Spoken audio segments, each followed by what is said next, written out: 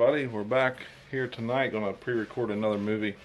What we have is my buddy at work, Emerson, built him another knife. Asked that I would sharpen it. I don't know if you guys can see that, but it's made by BAK, Badass Knives. So yeah, this one's a little better than the last one. He's getting better. Got a clip point blade on it, and what I'm gonna do is I'm just probably gonna tape it right here. Probably make a mark and then just put like an edge on. I don't want to change the knife in any way, shape, or form. You know, he made this. I don't want to go swapping it. One thing I would suggest, and Eric told me to tell you this, Emerson, put a finger choil in there. And what I'll do is I'll get some other knives and we'll kind of compare them on, you know, finger choil. Let's take the Hunter's Choice, for example. If we look at it, the Hunter's Choice, how you get that finger choil in there to keep your hand from riding up on the blade there. So yeah, I mean, that's just an example. I'll show some other ones too, like an Essie. I'll just name them Essie Azula, Bark River Gunny, any one of those you want to look at. You know, and it'll show you. You know, you'll find out what a finger choil is. Sharpening choil as well. A sharpening choil. It's really just a divot right here, just small little. You would use something like a small file or something, tiny diamond file maybe, to put a little divot there. That way you can sharpen all the way to the edge. But yeah, there's just some options you have if you ever want to go that route. A little safer to use, but heck, you know, if Eric's using it, who cares, right? What I'll do is I'll set this on 20 degrees. I'm just going to get an edge going with this. So we'll put it on 20 degrees probably, and kind of go from there. Get it going, then we'll get on the precision adjust and put a V edge on it, because that's probably how you and Eric will sharpen it. So yeah, we'll get her going here in just a second. I'm going to tape this bad puppy up and see what she'll do. Let's get these cords out of the way. We could use Sharpie.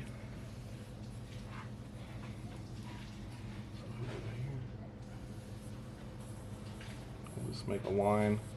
That'll come off with alcohol. Whatever we want to use.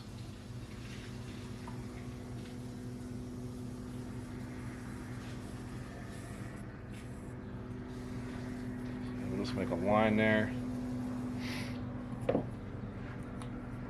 Kind of start at that. Man, I got too much stuff. You name it, Big J's got it. Oh man, I'll tell you.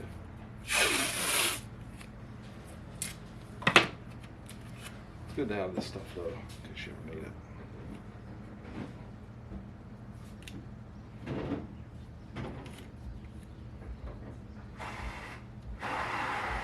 And my wife's cleaning up all of her animals. Chicken coop, or the meat rabbits. So if you hear the water running and banging and clanging, that's what's going on at the Big J's Farm Emporium.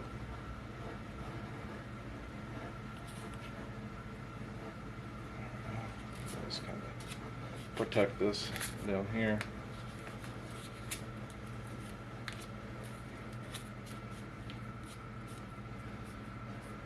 There we go. That's the line, we got it protected. This is just an 80 grit belt. I made it myself. I just buy the, I'll show you what I buy. I just buy these, and I cut them down for my kin onion grinding attachment, instead of spending a fortune on their belts to put edges on things. I do have packs and packs of the work sharp belts, but you know, if I'm gonna start fresh like this, I'll just throw one of these homemade belts on there.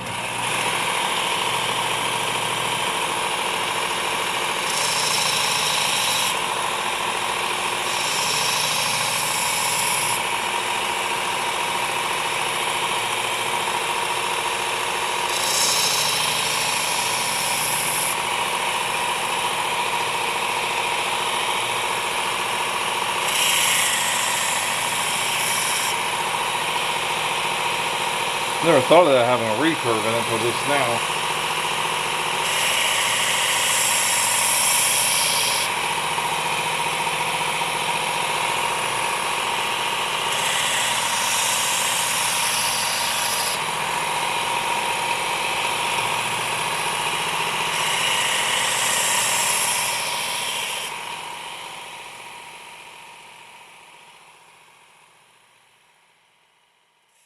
I'm going to use a precision adjust. I try to go all the way with that due to this being a recurve blade, but I don't know. I just don't like sharpening stuff with that thing if I'm putting a V-edge on, because, you know, that's more of a convex style grind, and a lot of people don't use that type of sharpening. So what I'm going to do is put the Sharpie on here, and then I'm going to see how good we get it. Put this on the 600. See how much we take off with the 600.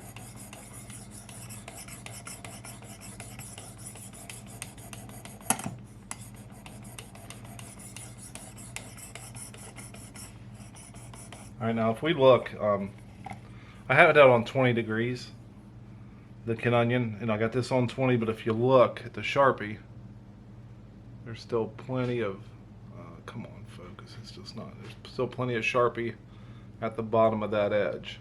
I don't know if you can see that or not, but, so, that means you got to take off a lot of material to get this to 20 degrees.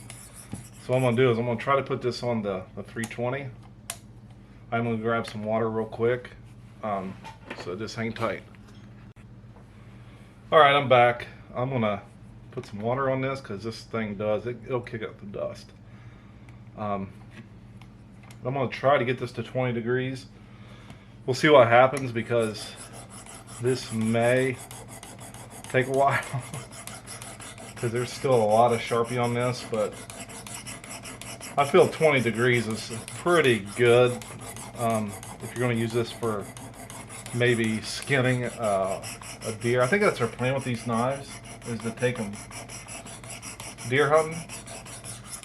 25 degrees, that's more of a, I want to say, if you were going to bushcraft and you're going to use it to baton wood and stuff like that. And again, I'm no expert, so hell, I might be stupid. I might be telling everybody something wrong.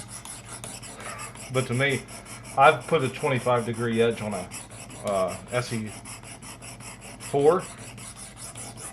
and yeah, we won't talk much about that. The SE4 that 1095 is just not a fan of it. After buying a 3V knife and having some Bark Rivers and A2 and 3V both, man, you can't beat those. Those are hard to beat. So yeah, this might take a while. So I might have to edit this video down into a couple of different chunks. So I'll get back with you though. I want to bring you guys in on this. Now, if you look, I don't know if you could see where I had that Sharpie before, but if we look, you can see I got a little bit of Sharpie back here left, some up here towards the tip. So the next thing after all the Sharpie's gone, we got to feel for a burr on the other side. But the main thing is getting the Sharpie gone. That lets you know you are getting it to that 20 degree mark. So shouldn't be too much long after that your burr actually starts to form. So, and again, I don't know how well this is going to sharpen with this recurve style blade, but I just like using a V-edge when I sharpen for other people. If it was a Bark River, I would stick with the convex sharpening, because that's how they come, and you really need to study convex sharpening if you do buy a Bark River. You're going to spend $250 to $300 on a knife. You need to learn how to sharpen it, because sending it in every time is just, you know, you're waiting sometimes almost up to 2 months to get your knife back, and I don't like to wait that long. Even if I'm not using the knife, I still don't like to wait. So, alright, this is taking a long while to eat this material off here. So, I've probably been at this one side for probably 40 minutes just to trying to reprofile it. So, I'll definitely be going on and getting the upgrade kit for this, so I can get some lower grit diamond stones put on this, so I can eat that material off a lot quicker. And this is taking way too long with the 320, so just gotta hang in there. Alright, I'm on this last little bit right here, this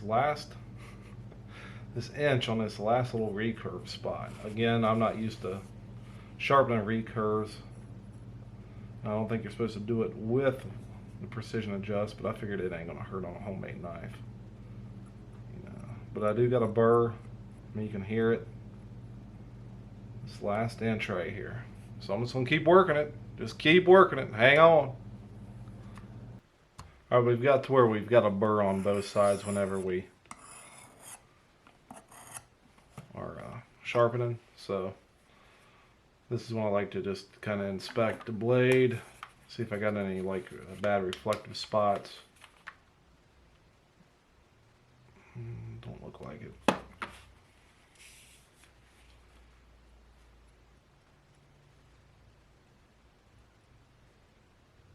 Pretty pointy tip.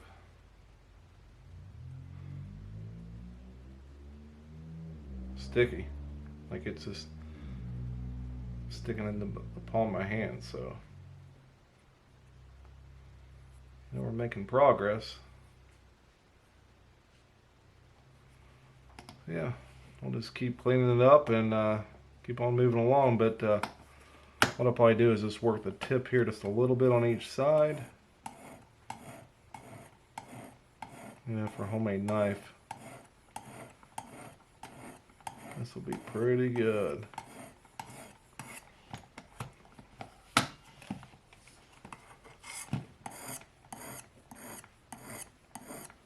like to have a tip that'll like penetrate and actually get to where you can get into some hide pretty quick. Make some puncture spots if you need to. So yeah, I think now it's time to move on to the old 600. So yeah, I'll do that, and that's again just as easy as doing this. So I'll do this, and oh, see how smoother it is. And I'll get back with you here in a bit. All right, we've just went to the 600 on this. I don't know if it'll cut paper yet or not. Oh yeah. Wow. I spent a lot of time on that 320, man. Probably an hour and a half, I guess. Took a while.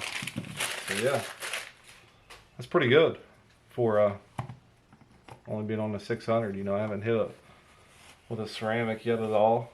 Well, I better watch out. I'm gonna slice my dang finger wide open doing that. So I'll probably do a couple more passes with the 600, and you know, you can just hear how much smoother it is than that 320.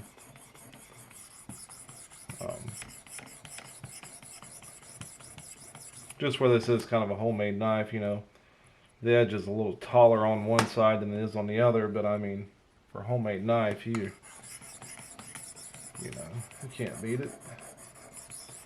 He'll probably put some paracord wrapping, I guess, or something on the base of this, or maybe you could even make some wood scales.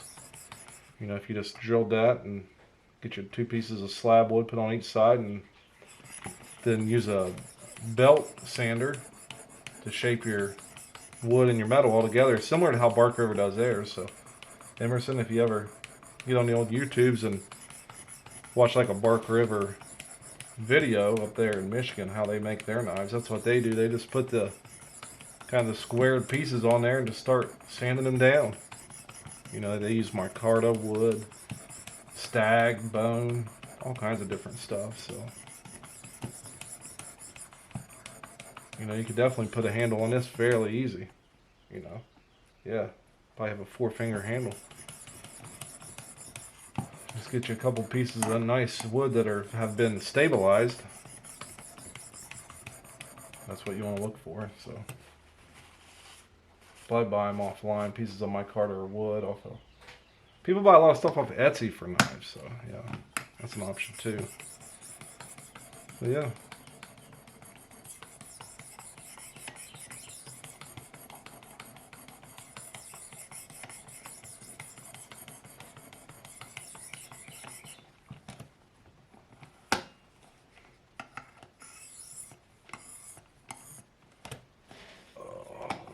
Let's do that.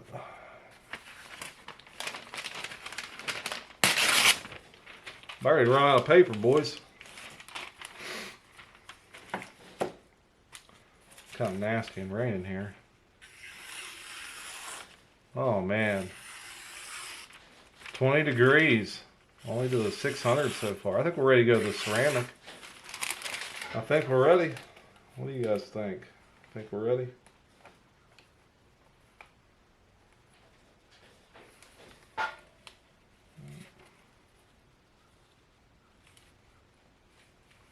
Let's Tip is fairly even, so yeah. Yeah. Let's see, what side?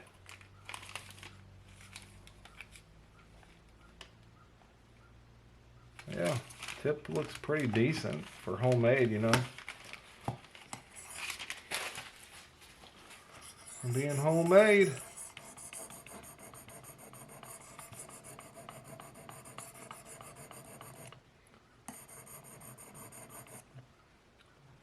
Gotta be really careful out here. Really careful.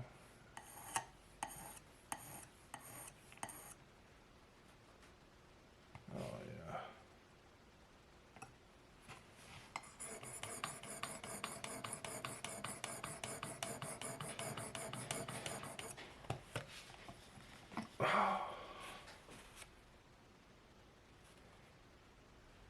I think that's about as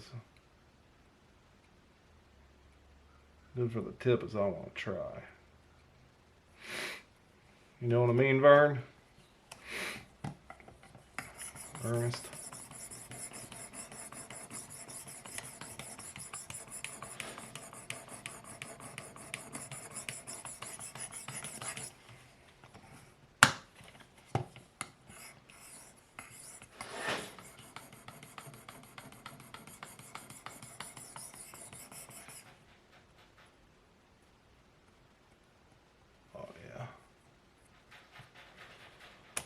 Moving on up.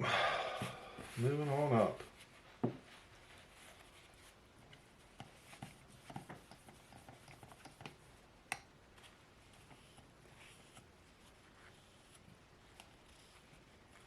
I'll hit her with the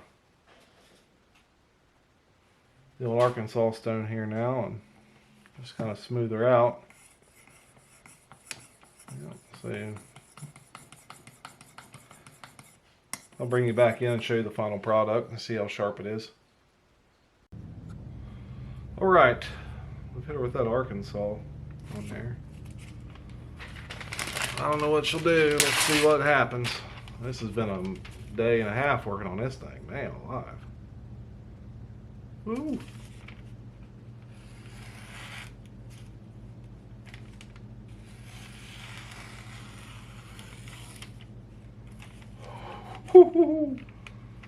I don't know, fellas.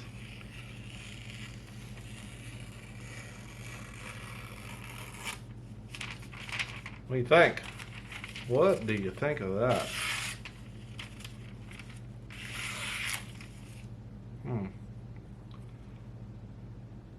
No reflective spots that I'm seeing. She's sticky. Seemed like this steel a lot harder of a steel than the last knife you made. I don't know if it's a different material.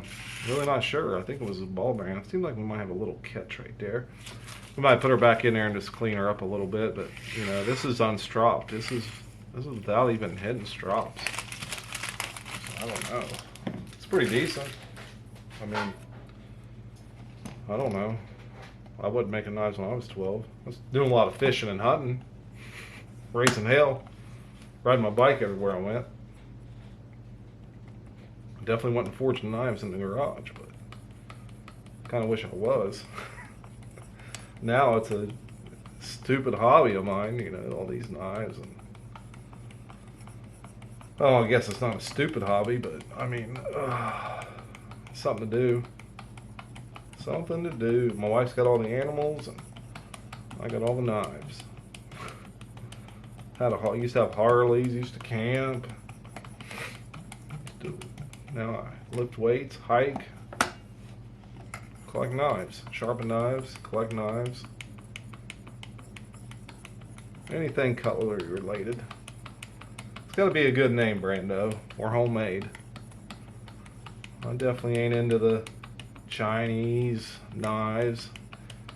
You know, nothing against you if you are. It's just not my cup of tea. It was something where I was born and raised. I mean, if your knife had China written on it, people made fun of you all the time. So, you know, you just never carried them because you just got picked on.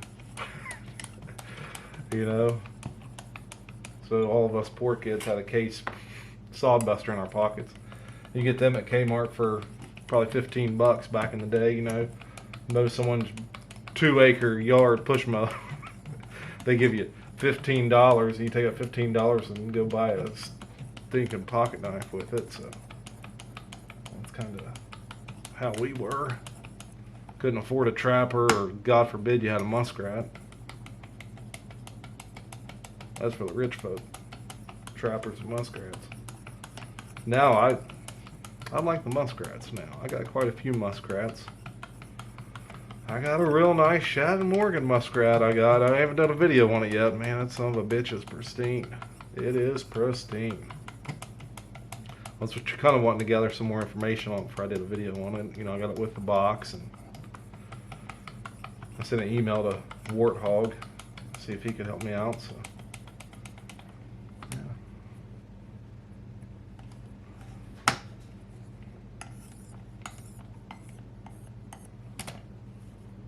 Yeah, it's gonna be a hard video to re-whiz. Talk about ripping it like you're an idiot. I did that. All right, let's wipe this off first. And the bad thing about these machines is, man, they kick up so much dust. So much dust. All right, let's just go real slow. Good grief, I can't rip paper right. Just a big dumb goof. Oh, let's see. Alright, just slow and easy.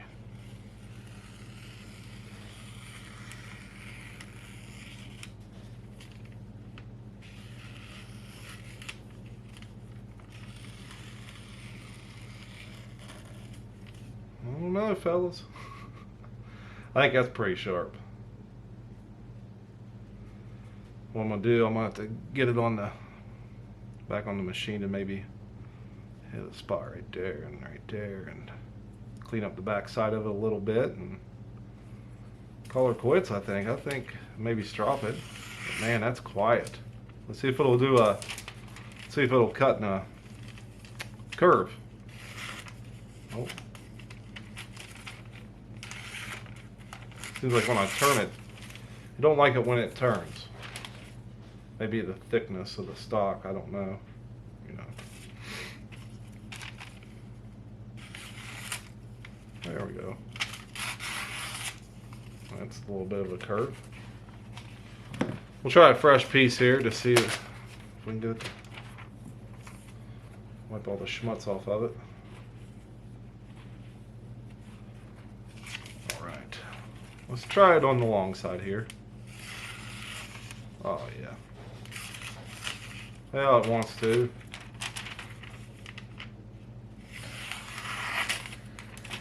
That's pretty good. I mean, once it's stropped, I know it will. So, yeah.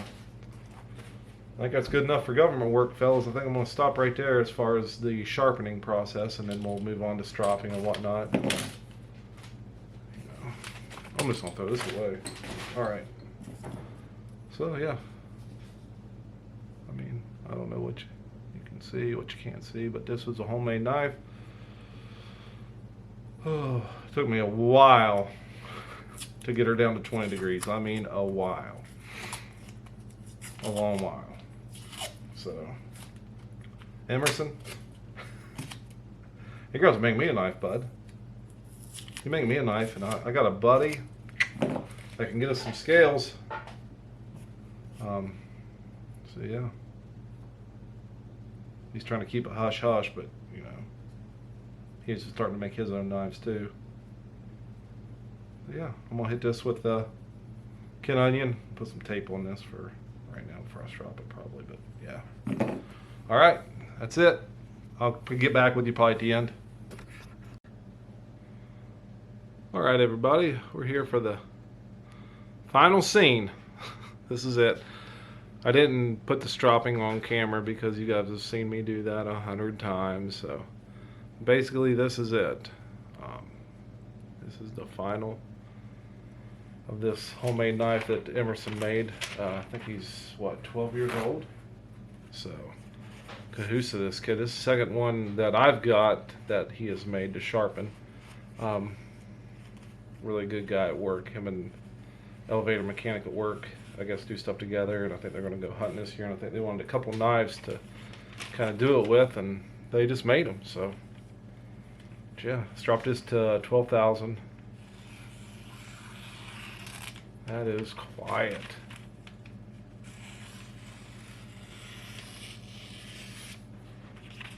Pretty quiet. So I don't know. I mean, it seems like this steel that he used this time, I don't know if he heat treated it different, but this one took me forever to get the to get it ground down to 20 degrees using the precision adjust. Of course, I used the Ken Onion to kind of get it started, then transferring the rest of it over to the precision adjust with that 320 grit stone. Man, it wasn't easy. It's pretty sharp. I bet she'll shave. Let's see if we can find a patch. I'm about hairless, boys. Let's try it right here.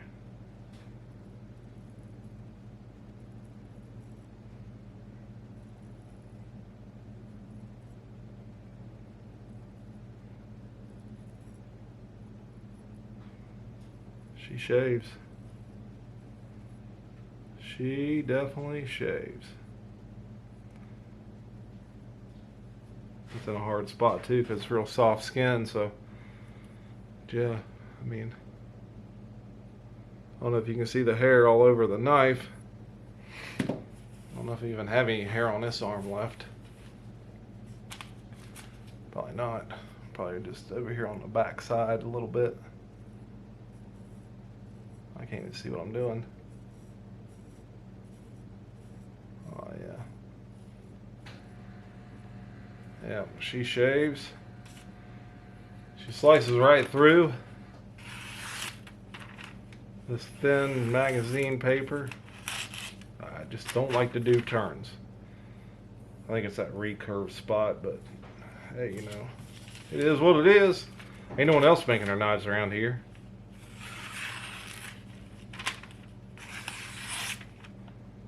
Yeah. Oh yeah. Let's just do some fast, real fast slices.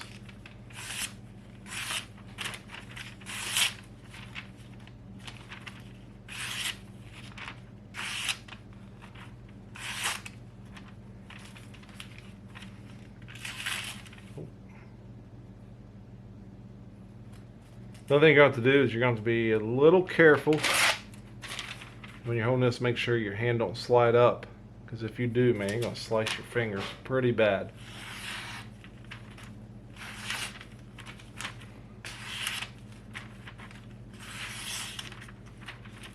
Yeah.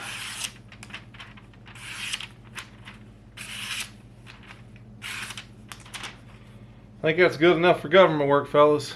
Again, 12-year-old kid. We should say not kid, we'll say young man. Young man did this. So like, subscribe, leave a hate comment. BAF or BAK. Badass Knives. BAK. Badass Knives. Maybe he needs a YouTube channel. Like, subscribe, leave a hate comment, tell me I did it wrong.